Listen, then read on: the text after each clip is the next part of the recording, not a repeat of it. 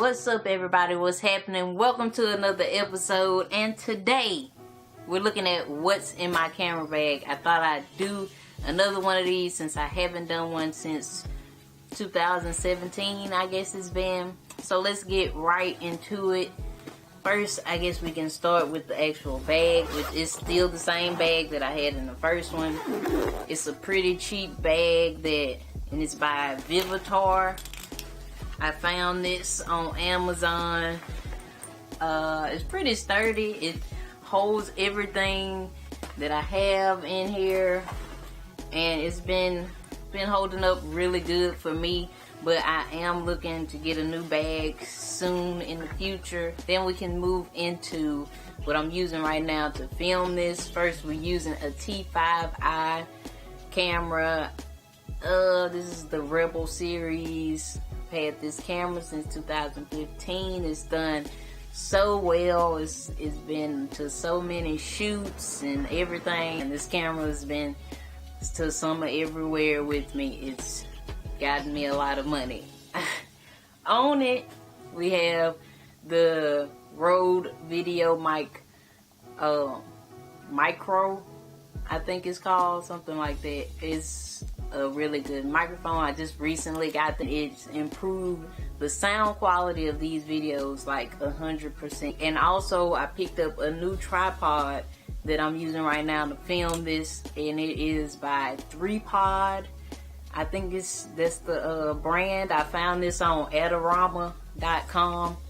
I will try to link all of the stuff I'm going to show you guys today down below in the description. Stop right now. If you haven't subscribed, hit that subscribe button. I'm trying to push out content as often as possible right now.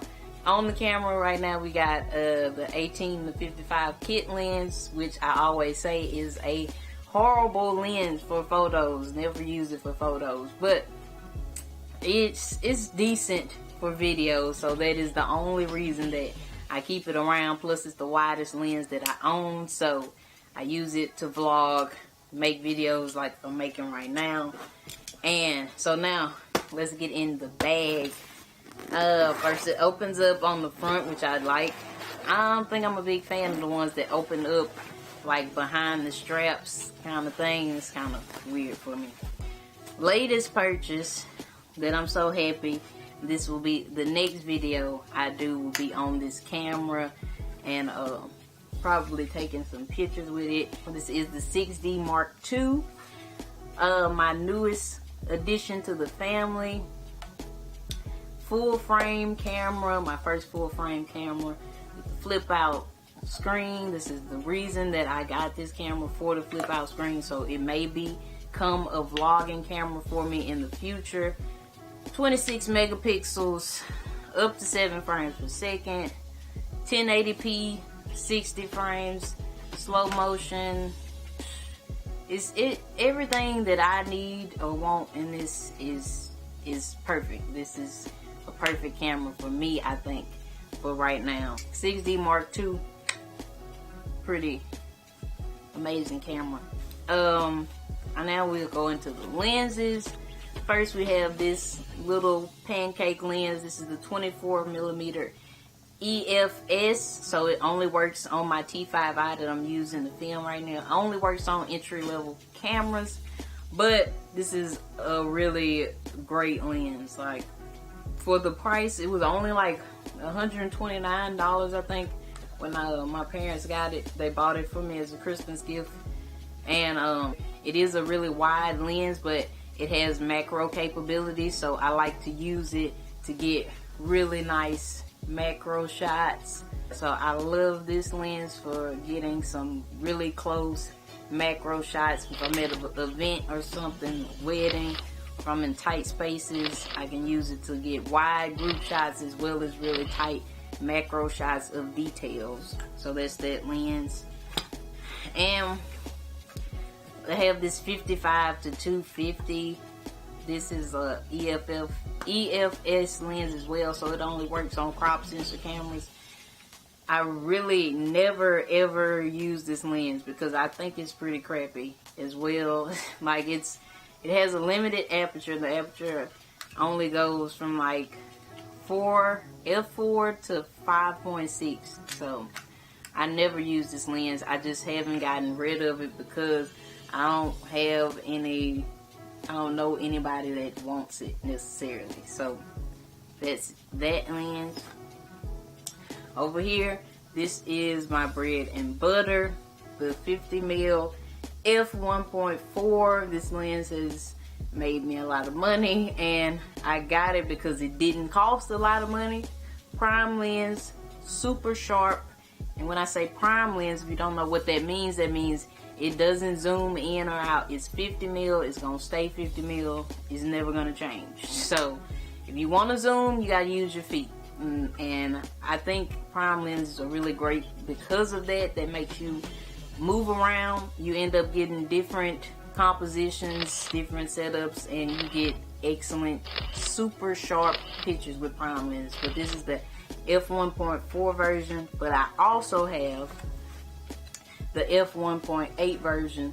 This is the one that I started out with. This is the first lens that I bought outside of the kit lens, and man, this has taken some excellent photos. It's like $125, I think, maybe even $110 now. I don't even know, but it's an excellent lens. And everything that I've shot, any portrait session that I've shot before last February 2017, was taken with this lens. So anything before then, 50mm f1.8, really great lens. Also, this lens can be used on full frame or crop sensor cameras. So if you got a crop sensor, yes, this lens will work on your camera.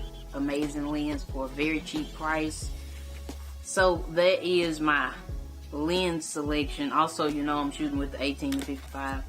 Also in here we have what's called a battery grip, and this is for my T5i.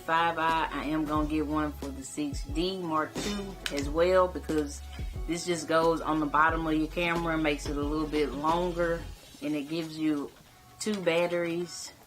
So in case, you know, you want to put 2 batteries in here, have that extra juice if you shooting some kind of event like a wedding. This really comes in handy. Also, when you turn it on the side here, it's got a little shutter button, so you don't have to be kind of awkward if you're still trying to press the shutter over here.